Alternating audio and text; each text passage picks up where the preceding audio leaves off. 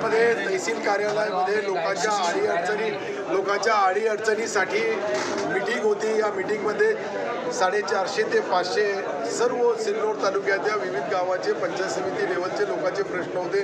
कोणाचा घरकुलचा होता, कोणाचा रस्त्याचा होता, काही लोकांच्या विहिरीचा होता, काही लोकांचा गायगोठ्याचा होता। अनेक वैयक्तिक लाभ जे पंचायत समितीमध्ये च्या माध्यमातून सरकारचे देण्यात येतात, त्याच्यासाठी लोकांच्या अडीअडचणीसाठी दर सोमवारी 4 तास पंचायत समिती सिल्लोड आणि पंचायत समिती सोयगाव या ठिकाणी आमदार या नात्याने लोकांच्या अडीअडचणी दूर कराव्या आणि 4 तास तहसीलमध्ये, जेणेकरून तहसीलच्या माध्यमातून जे महसुली काम असतात ते तहसीलमध्ये असतात।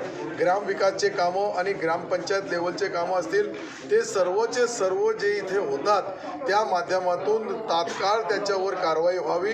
प्रत्येक आठवड्याला झालेल्या कामाचा आढावा घ्यावा आणि जे काम नाही झाले त्याच्याबद्दल व्हिडिओनी लेखी त्याची माहिती द्यावी। अशा पद्धतीचा एक नवीन उपक्रम, नाविन्यपूर्ण उपक्रम आपण चालू केलेला आहे। त्याचा हा फायदा आज 500 लोकांना मिळाला, पुढे हजारो लोकांना मिळू शकतो। शेवटी पंचायत समिती आणि तहसील या 2 कार्यालयामध्ये मोठ्या प्रमाणावर लोकांच्या अडीअडचणी असतात।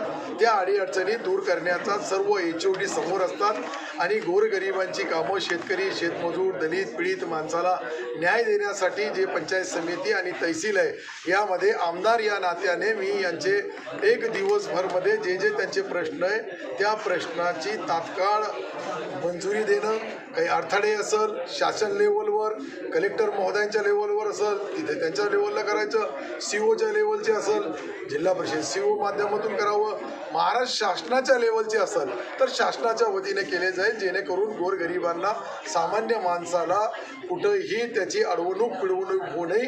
हेच त्याच्या पाठीमागची दृष्टिकोन आणि पार्श्वभूमी आहे। लोकशाही मराठी ऐका, पहा, जागरूक रहा।